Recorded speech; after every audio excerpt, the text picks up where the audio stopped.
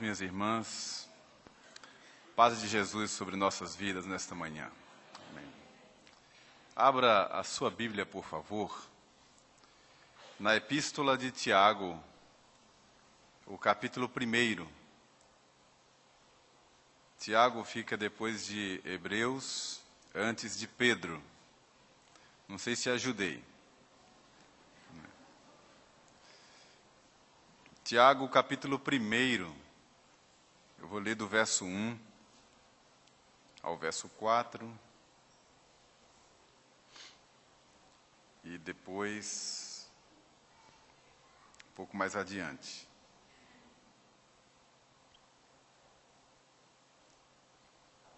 Verso 1 diz assim: Tiago, servo de Deus e do Senhor Jesus Cristo, às 12 tribos que se encontram na dispersão, saudações. Meus irmãos, tende por motivo de toda alegria o passardes por várias provações, sabendo que a provação da vossa fé, uma vez confirmada, produz perseverança. Ora, a perseverança deve ter ação completa, para que sejais perfeitos e íntegros, em nada deficientes. Aí vem o verso 12. Bem-aventurado o homem que suporta com perseverança a provação, porque depois de ter sido aprovado, receberá a coroa da vida, a qual o Senhor prometeu aos que o amam. Ninguém, ao ser tentado, diga, sou tentado por Deus, porque Deus não pode ser tentado pelo mal, e Ele mesmo a ninguém tenta. Ao contrário, cada um é tentado pela sua própria cobiça, quando esta o atrai e seduz. Então a cobiça, depois de haver concebido, dá à luz o pecado, e o pecado, uma vez consumado, gera a morte. Até aqui. Que o Senhor nos ajude a entender a sua palavra. Amém.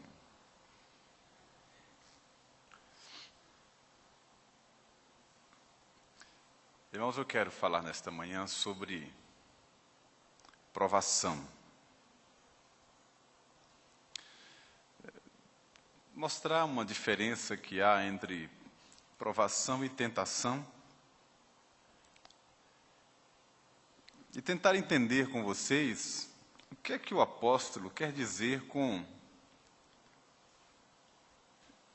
ter como motivo de toda a alegria passar por várias provações.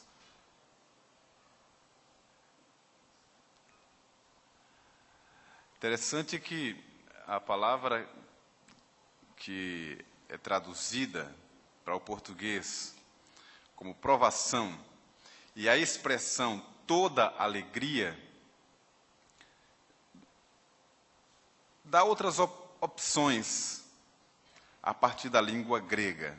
Existe um instrumento de estudo chamado chave linguística. É uma seleção do texto grego onde essas palavras aparecem em todo o Novo Testamento, nos Evangelhos, em Atos, cartas paulinas, as cartas gerais e o Apocalipse. E onde elas aparecem, então mostra a diferença que há de tradução ou de aplicação daquela mesma palavra em sentidos diferentes, onde elas aparecem. Então a palavra provação, que aparece aqui na carta de Tiago, curiosamente, é a mesma palavra, ou pelo menos a raiz da palavra que o apóstolo Paulo usa na segunda carta aos Coríntios, quando ele fala da grande tribulação que lhe adveio quando esteve na Ásia. Provação, usada por Tiago, tribulação, usada por Paulo. E essa tribulação a que Paulo se refere foi um sofrimento muito grande um sofrimento tal que ele disse à igreja dos Coríntios, ou de Corinto, que foi tão elevada e tão profunda, tão densa, que ele pensou em desistir da própria vida. Tão dura foi a perseguição que ele sofreu ali e os sofrimentos decorrentes dessa perseguição, que ele chamou de tribulação, com um sofrimento tal que ele pensou em desistir da própria vida. E a raiz dessa palavra que Paulo usa é usada aqui por Tiago, se referindo a essa provação, que ele diferenciou de tentação. São coisas diferentes. Nós somos provados e provados por Deus. Mas nunca somos tentados por Deus. Aí ele faz essa diferença. Então eu fiquei pensando, o que o apóstolo quer dizer com se alegrar muito? Ou, onde essa mesma palavra alegrar-se, o rejubilar. Rejubilar. Que seria o mesmo que saltar de alegria por passar por várias provações. Não nos parece estranho? Nós que somos por demais sensíveis à dor, gememos, nos angustiamos, queremos o alívio, não suportamos a dor, seja de que natureza se apresente, não importa a natureza da dor, seja emocional, psicológica, física, espiritual, marcas que ficam, queremos alívio, não suportamos a dor. Como é então que vamos entender uma palavra do apóstolo, que nós deveríamos saltar de alegria, contabilizar como nossa maior alegria o passarmos por várias provações? E a expressão que ele escolheu para várias provações é para denotar as várias categorias, as várias naturezas, várias formas de tribulação, ou de provação, ou de sofrimento que nos acometem, que nos assaltam, que chegam até nós, de diversas ordens.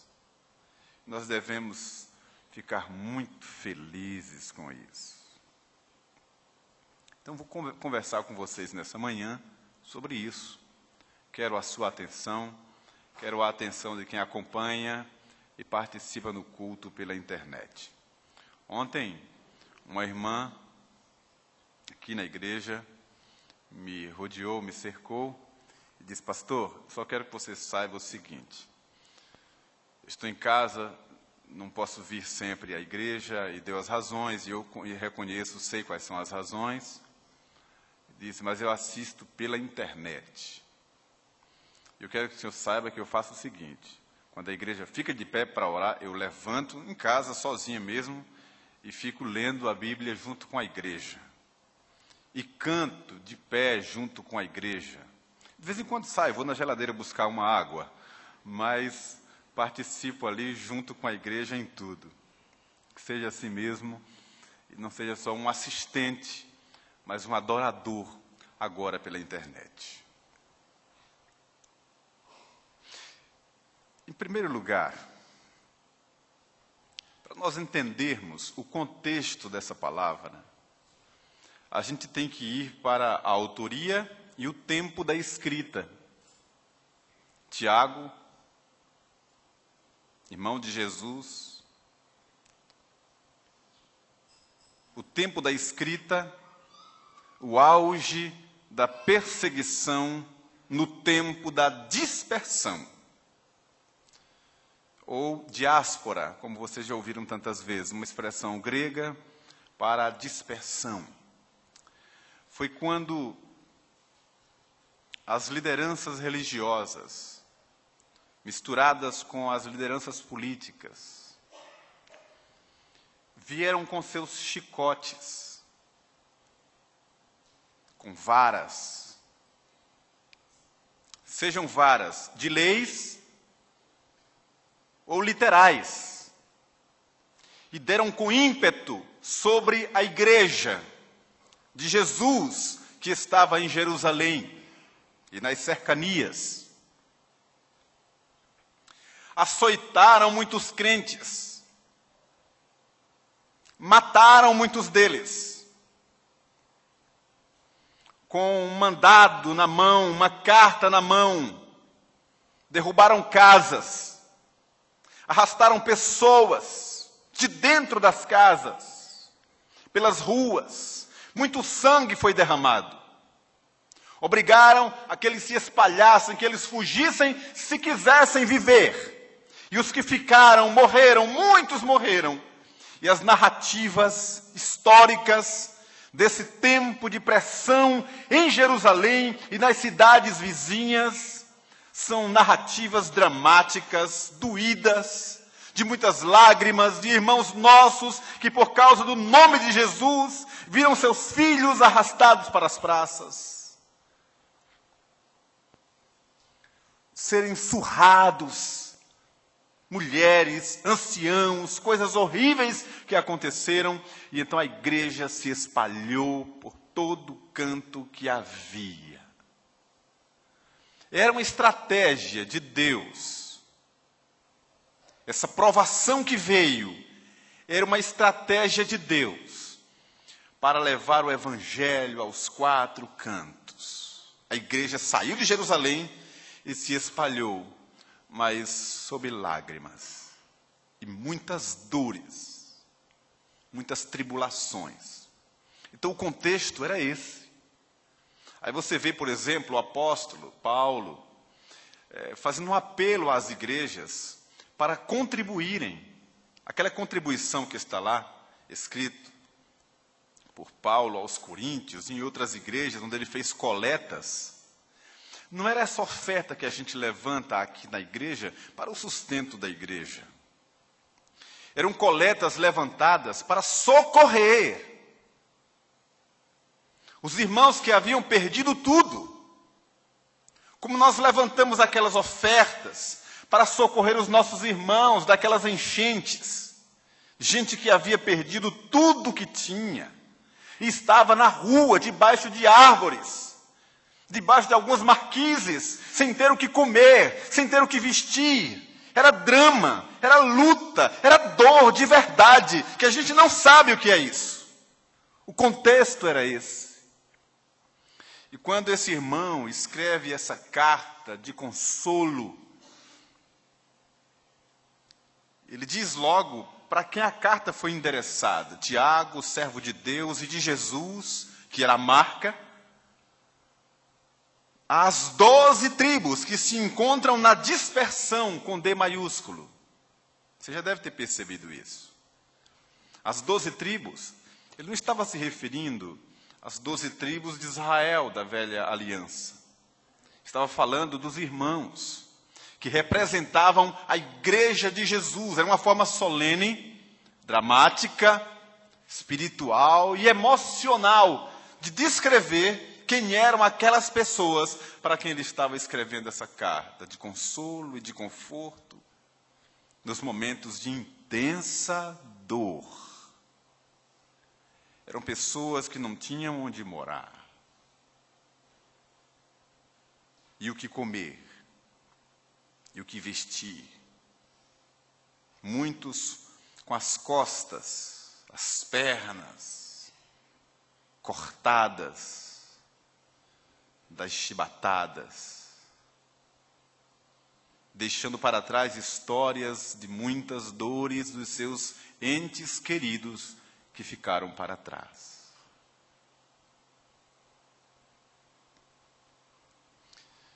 E aí ele faz essa saudação e abre a porção de conforto dizendo: meus irmãos, tende por motivo de toda alegria o passardes por várias provações.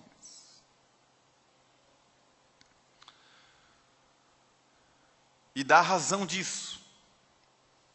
Mas eu vou começar falando sobre o verbo que ele usa para aplicar esse tempo de prova. Ele usa o verbo passar.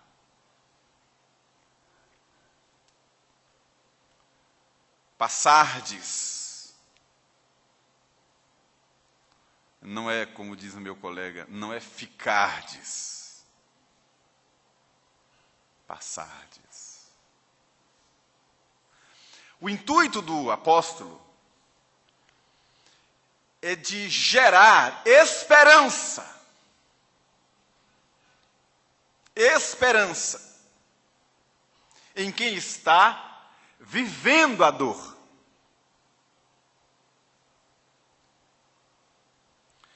Porque só quem passa pela dor é que sabe o que é a dor. E quem está experimentando uma profunda dor, se agarra e se apoia numa palavra, esperança de que aquilo passe. Eu escrevi um texto já faz alguns anos, e é algo que serve como referência para mim. Eu escrevi um texto falando sobre a maior dor do mundo. Qual é a maior dor que existe? E eu fui argumentando, será que é a dor do parto? Mas aí só as mulheres teriam a maior dor. Alguns dizem que é uma dor de uma grande pedra no rim. Outros já descreveram que é uma dor lancinante, insuportável, ter um membro decepado, cru, sem anestesia. E aí cada um vai descrevendo dores horríveis no corpo, na mente. Outros filosofam falando de dores existenciais. E aí eu escrevi dizendo, primeiro, a maior dor que existe, em primeiro lugar, é a minha.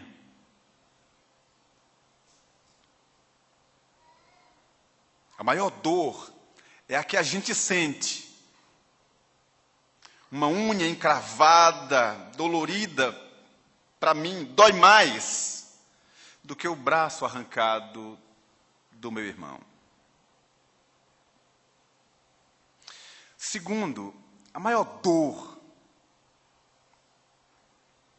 é a dor que não passa.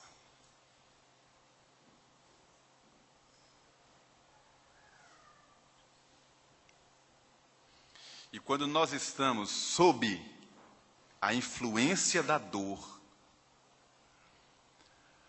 o que nos dá alento e conforto é nós termos um sinal de que aquela dor vai passar. Eu lembro que eu já brinquei uma vez aqui, falando dos dentistas. Alguém deve lembrar disso.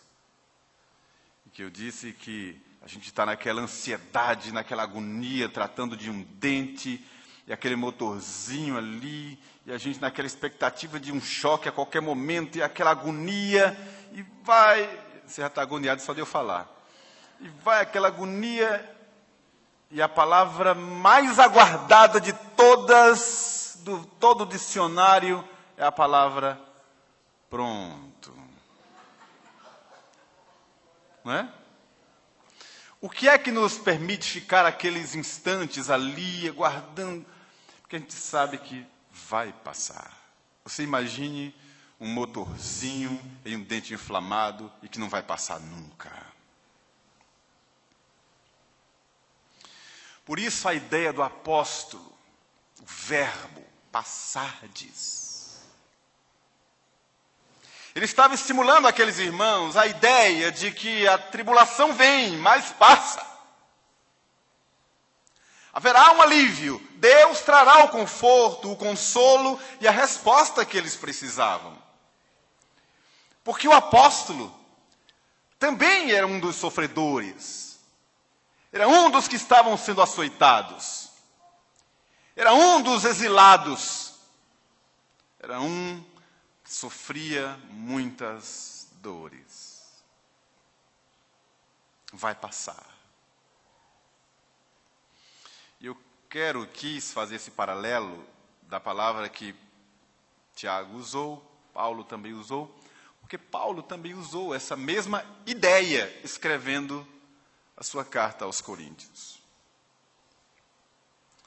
E ele diz em outras palavras, com outras palavras, que a leve e momentânea tribulação não pode ser comparada à glória que há de ser revelada em Cristo Jesus. Aí você vai para o contexto. Leve e momentânea. Leve e momentânea tribulação, que é a aprovação aqui de Tiago, a mesma coisa, é o sofrimento. Você vai entender do que é que esse irmão está falando. Porque uma pessoa que foi 2 vezes chicoteado e levou 39 chibatadas dos romanos, que não era chibata de reio cru, quem é do interior sabe a linguagem, de couro cru somente. Na ponta do reio, na ponta da chibata, tinha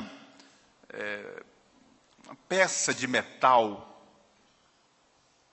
para ferir, machucar, sangrar, aprofundar o corte. E numa dessas, o apóstolo foi colocado fora da cidade porque achavam que ele estava morto, de tão machucado que ele estava. Sofreu naufrágio. Teve fome. Foi perseguido, maltratado, insultado, todo o sofrimento moral, psicológico, espiritual, físico, ele sofreu. E esse homem que sofreu tanto por causa do Evangelho, disse que era leve e passageira a tribulação. A mesma ideia que Tiago usou. Eles tinham essa noção de que Deus traria o conforto. Deus traria o alívio. Fosse agora no tempo presente, ou na glória que haveria de ser revelada. Mas que toda a nossa tribulação terá um fim. Nós estamos passando.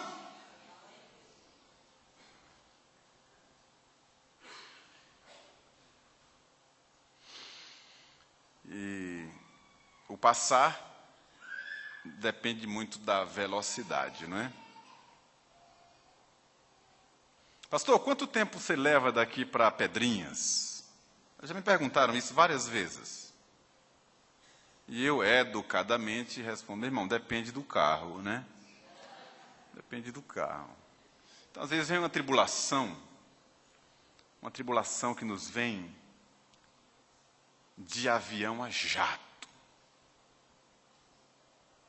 É um sofrimento que vem, mas passa rápido.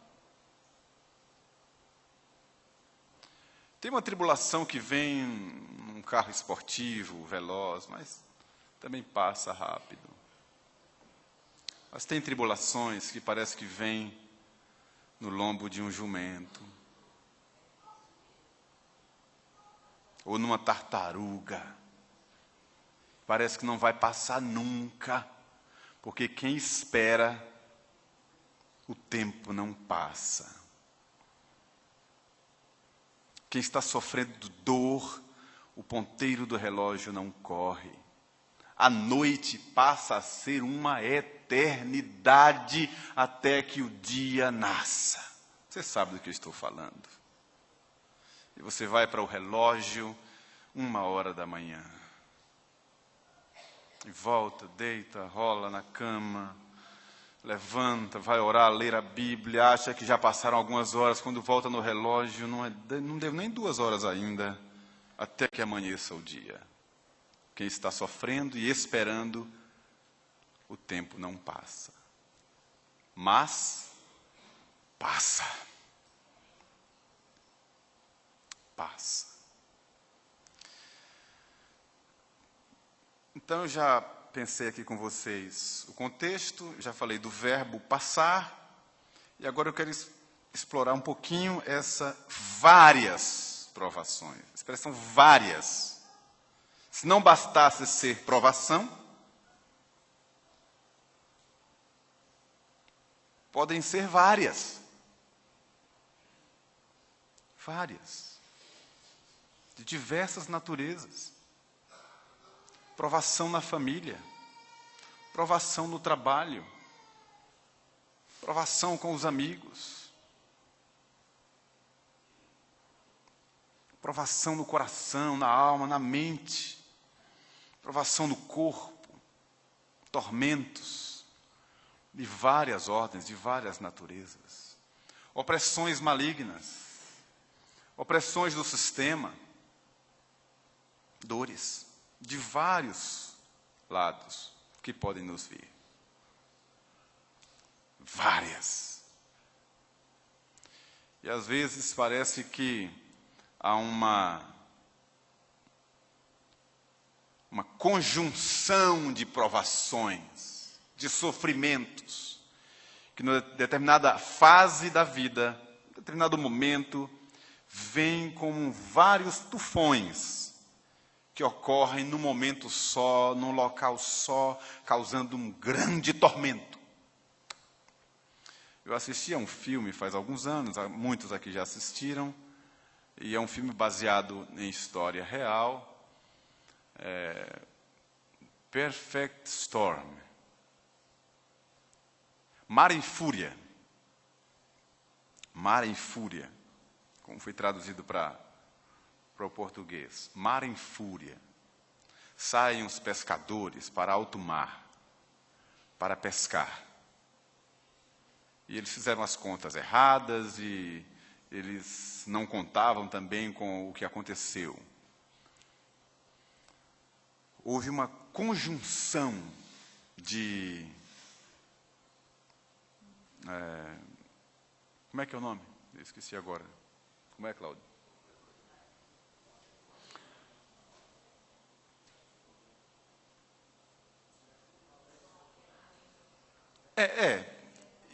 Aqueles redemoinhos imensos que dão no meio do mar, aí tem um nome. Isso aí que vocês já entenderam, né? Só que foram vários. E aí o filme se dá nisso, né? Eles foram tragados por isso. Mas o enredo do filme, eles lutando contra aquelas ondas gigantes, e aí Hollywood, né, faz aqueles efeitos especiais, e é um drama muito grande, eles morrem realmente, e aí depois as famílias fazem todo aquele cerimonial, e na cidade deles até hoje tem lá um memorial em homenagem a eles. Mar em Fúria, o Perfect Storm, uma grande tempestade, várias tempestades que ocorreram num lugar só. E aí ficou impossível alguém sobreviver. Às vezes parece que nós estamos no meio de um redemoinho e achamos que não vamos conseguir sair dali. Quero dizer para você que vai passar. Porque é uma promessa do Senhor. Deus está conosco. Verso 3. O texto diz assim: sabendo que a provação da vossa fé, uma vez confirmada, produz perseverança, e a perseverança deve ter ação completa, para que sejais perfeitos e íntegros, em nada deficientes. E agora eu vou explicar o que é que ele quer dizer com ter alegria em ser provado. Não vou me demorar nessa explicação, eu vou orar com você.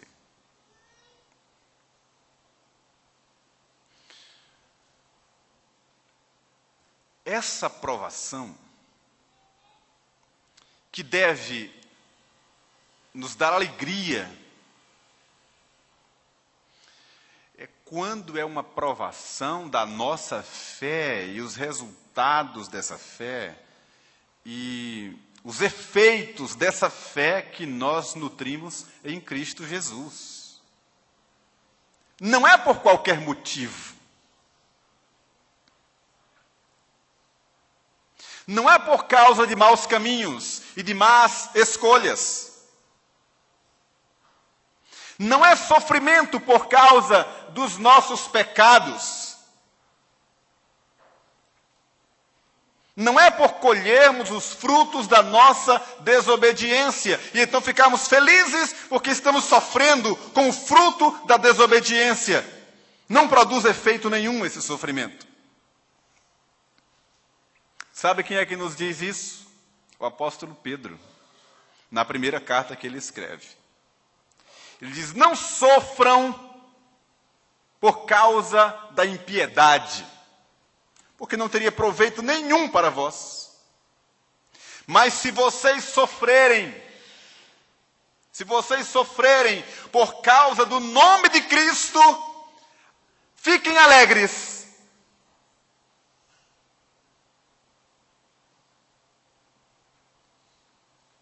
Porque a vossa, eu estou misturando vós com tu, misturei tudo, mas vocês já entenderam. A vossa redenção está próxima. Ou seja, era aquela alegria que fazia com que um mártir,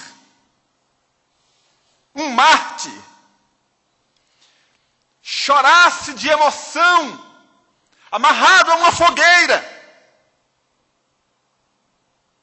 olhando para os céus e dando glórias a Deus, pela alegria de morrer por Cristo Jesus, crendo que aquela sua morte glorificava o seu Rei e que a sua vida estava nas mãos do Senhor.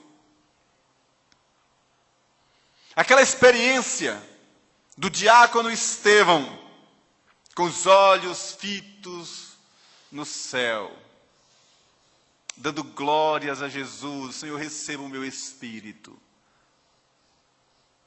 Que morte gloriosa! Esse espírito de que estava sofrendo por uma causa excelente. É o espírito do cristianismo. Sabe onde é que está isso? Sabe onde é o nascedouro disso? Não precisa abrir, basta acreditar. Mateus capítulo 5. O Senhor Jesus disse isso. Ele disse: bem-aventurados, felizes, os perseguidos, por causa da justiça, porque deles é o reino dos céus. Bem-aventurados sois, quando por minha causa vos injuriarem, mentirem, disserem todo mal contra vós. Regozijai-vos, porque grande será o vosso galardão nos céus. Então esse regozijai-vos, alegrai-vos, que Jesus disse, é o que Paulo falou e Tiago também confirmou. Ou seja, se estamos sofrendo por sermos crentes, por causa do amor a Jesus, por causa do Evangelho, louvado seja Deus! Louvado seja Deus, porque esse sofrimento trará um peso de glória. Esse sofrimento sendo confirmado, sendo por causa da nossa fé, produzirá perseverança e nos remeterá à glória de Jesus. Por isso que Tiago diz: Se o sofrimento é por essa causa, fique feliz, porque Deus está recebendo você nos braços e vai recompensar. Mas se você está sofrendo por causa das más escolhas, maus caminhos, decisões erradas, meu irmão, você tem que procurar uma terapia e ir para os pés do Senhor.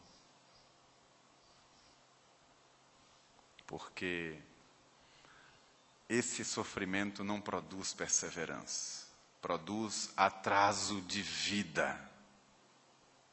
Atraso de vida. Que o Espírito Santo traduza para o seu coração aquilo que a limitação do pregador não consegue alcançar. Que sejamos edificados, confortados, consolados em nossas tribulações, porque as nossas tribulações em Cristo vão passar.